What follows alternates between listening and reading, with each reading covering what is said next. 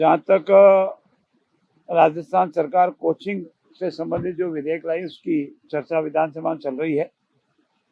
पक्ष और प्रतिपक्ष के साथी अनेक तरह के सुझाव दे रहे हैं और अनेक सुझाव महत्वपूर्ण भी है। राजस्थान के लिए कोचिंग सेंटर होना बहुत जरूरी है। इसकी पहचान है राजस्थान की। इसके पीछे हमारा कोटा शहर हो, सीकर का एरिया हो, जयपुर हो, जोधपुर हो या राजस्थान का अन्य भाग हो, बड़े स्तर पर राजस्थान और राजस्थान बाहर के विभिन्न प्रदेशों के लोग यहाँ कोचिंग लेते हैं, बच्चे कोचिंग लेते हैं, विद्यार्थी कोचिंग लेते हैं और विभिन्न सेवाओं में जाते हैं और उसके पीछे हमारे राजस्थान की पहचान भी है। लेकिन धीरे धीरे कर कुछ ऐसी घटनाएं घटित हुई जिसे ठीक नहीं माना जा सकता। विद्यार्थियों पर मानसिक दबाव और यहाँ तक कि उनको द्वारा सुसाइड करना। तो दोनों के बीच में बैलेंस रख करके हम प्रयास कर रहे हैं कि इस कोचिंग सेंटर विधेयक को लावें। हम अभी सुन रहे हैं सभी विधायकों को, उनका पक्ष और विपक्ष सुन रहे हैं। जैसी भी आवश्यकता पड़ेगी उसी अनुसार इसे निर्णय लिया जाएगा। आज राजस्थान विधानसभा में दो महत्वपूर्ण विधेयक पारित हुए हैं। एक विधेयक है राजस्थान विद्या निरसन विधेयक और दूसरा है राजस्थान विद्या संशोधन विधेयक। जितने भी हमारे जेडीए के एक्ट हैं, चाहे जयपुर का है जेडीए है, चाहे जोधपुर का जोडा है, चाहे कोटा का केडीए है, अजमेर का है, उनमें डायरेक्टर के पद पर judicial officer, higher judicial officer की पोस्टिंग होती है।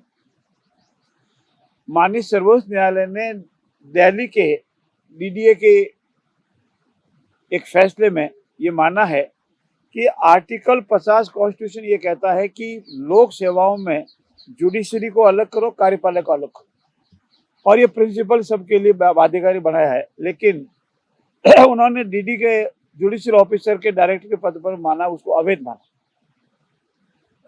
अंतोतगत्वा धीरे धीरे अभी एक कंटेम्प्ट पिटीशन माननीय सर्वोच्च न्यायालय ने ये कहा कि सबकी पालना करना जरूरी है। इसीलिए हमारे यहाँ अभी जो दो विधेयक बने, बीकानेर का और भरतपुर का, उसमें तो हमने डायरेक्टर के पोस्ट पर एग्जीक्यूटिव सीनियर ऑफिसर को रखा। लेकिन जो पुराने हमारे चाहे जोडा है, चाहे जेडी है, जोडा में जोधपुर का, जेडीए में जयपुर का, केडीए में तो कोटा का, उनमें नहीं था। तो आज हमने विधेयक के द्वारा जुडिशियल ऑफिसर के स्थान पर डायरेक्टर जुडिशियल के पद पर डायरेक्टर का पोस्ट में एडमिनिस्ट्रेटिव ऑफिसर को मुकर होगा, ये प्रस्ताव पारित किया है।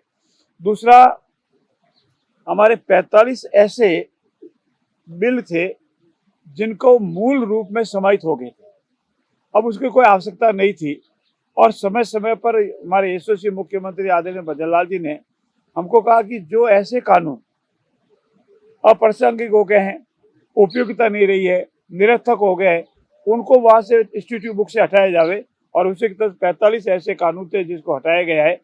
आज दोनों ही बिल ध्वनिमत से पारित हुए हैं।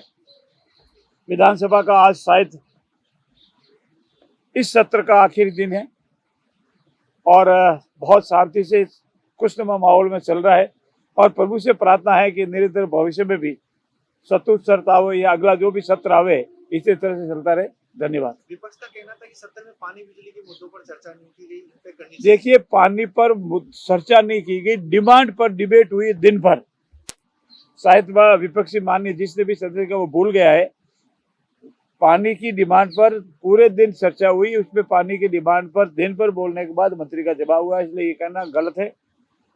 बिजली पर पिछले सत्र में हमने पूरे दिन पर चर्चा की थी और डिमांड पे भी की थी। ये कहा जा रहा है कि राजस्थान दिवस को लेकर 7 दिन घटाया जा रहा है। राजस्थान हमारे लिए बहुत ही महत्वपूर्ण है। राजस्थान स्थापना दिवस पहली बार 75 साल के बाद में प्रतिपदा के दिन आ रहा है। जिस दिन राजस्थान का गठन हुआ था उस दिन प्रतिपदा का दिन था और पुनः ठीक 50 साल बाद में हमारे पास पुनः प्रतिभा का दिन आ रहा है और हमारे सौभाग्य है कि 7 दिन तक हम राजस्थान दिवस को मनाएंगे। राजस्थान हमारा गौरव है, राजस्थान हमारा इतिहास है, राजस्थान हमारी आन बान और शान है और उसमें हम सभी को शरीक भी करेंगे। और प्रतिपदा के दिन जो हमारे मुख्यमंत्री ने घोषणा की है, वर्ष के प्रथम दिन, हिंदू संस्कृति के वर्ष के प्रथम दिन हमेशा इस राजस्थान का स्थापना दिन मनाएंगे, क्योंकि जिस दिन बना था उस दिन हमारे हिंदू सैत्र वर्ष के अनुसार इसकी स्थापना हुई थी और उसी अनुसार भविष्य में मनाएंगे। एक समाजवादी पार्टी ने जिस प्रकार से राणा संघा को लेकर टिप्पणी की है, बहुत दुखद घटना है।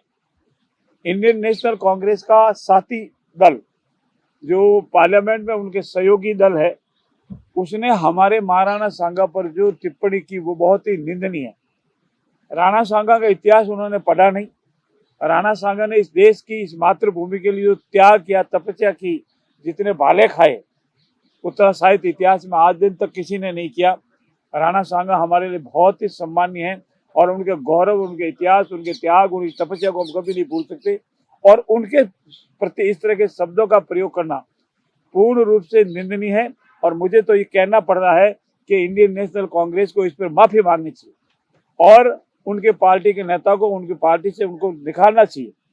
ऐसे व्यक्ति निंदनीय, वो भी पार्लियामेंट में ऐसे निंदनीय व्यक्ति देवे, उस व्यक्ति को ऐसा बोलने का कोई अधिकार नहीं है।